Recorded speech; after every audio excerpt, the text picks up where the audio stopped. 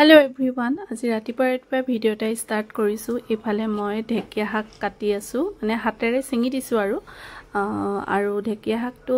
হাতেৰে চিঙি দিলেহে খাই বেছি ভাল লাগে কাটিলে মানে অকনমান মানে এটো বিজলুৱা নিচিনা এটা ওলাই হেকাৰণে এনেকৈ হাতেৰে চিঙি দিব লাগে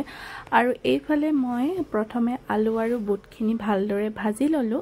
আৰু তাৰ পাছতহে মই এখিনি 70% মান কুক হোৱাৰ পাছতহে মই ঢেকিয়া শাকখিনি ভাজি ইয়াতে দি দিম আপোনালোকে বাৰু কেনেকৈ বনাই খায় মোৰ ঢেকিয়া শাক কিন্তু মোৰ বিৰাট প্ৰিয় দেই বেলেগ ভাল পাওঁ খাই গাঁৱৰ পৰা ককাইদেৱে দি পঠিয়াইছিল ঢেকিয়া শাকখিনি আৰু হেকাৰণে ভাবিলো আজি বনাও আৰু এনেকৈ যদি গৰম গৰম ভাতৰ লগত খাবলৈ হয় ন বিৰাট ভাল লাগে খাই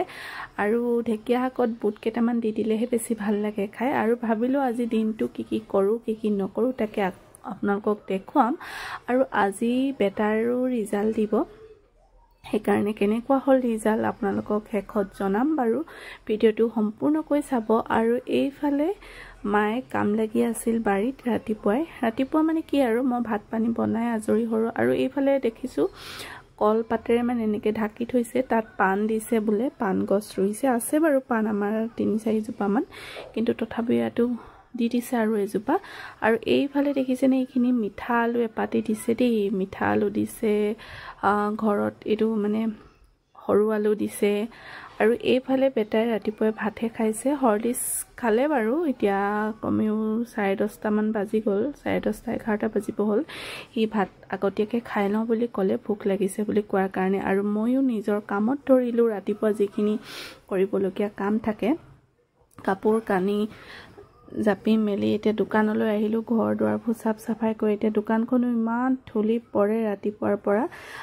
মানে এইবিলাক সাফ সাফাই কৰি থাকোতেই যায় মোৰ আৰু ঘৰ দুৱাৰবোৰ এনেকৈ হাৰি মেলি ন ৰাতিপুৱা আসলতে খৰ ধৰকে মই কামবিলাক এনি ওপৰ কৰি থওঁ পিছতহে মই ভালদৰে কৰো যেহেতু মানুহজনো আহি পোৱাৰ পাছত আৰু এইফালে মই ওলাইছো বেটাৰ ৰিজাল্ট আনিবলৈ বেটাক লগ ধৰিছো ই নাযায় মানে ৰিজাল্ট আনিবলৈ ই নাযায় এদিনো নাযায় আৰু ই মানে একদম বাটলৈ চাই ওয়েট কৰি আছে আৰু মোক কি হল কি নাই হয় এতিয়া চাব দেই নমস্কাৰ কৰিছে দেখিছে নে ও মা মোক কি হৈছে কৈছে খুব ভয় কৰে মানে দেই ৰিজাল্ট আনিবলৈ হলে আৰু তাৰ নিজৰ কনফিডেন্সও আছে বাৰু হি যে তাৰ ৰিজাল্ট যে ভাল হ'ব আৰু তাৰ ভালো হল বাৰু ৰিজাল্ট বহুতখিনি ভাল হল মানে সমহীয়া পৰীক্ষা যেহেতু 93 পইণ্ট কিবা এটা পাইছে আৰু পাৰ্সেন্টেজ খুব ধুনিয়া হৈছে ৰিজাল্ট আৰু আগলৈ তাক কৈছো আগলৈ যিখিনি ভুল হৈছিল হেখিনিও যাতে ভাল হয় তেনেকে বুলি কৈছো আৰু আজি ভিডিওটো অকনমানকে কৰিলো ভাল পালে লাইক এটা কৰি দিব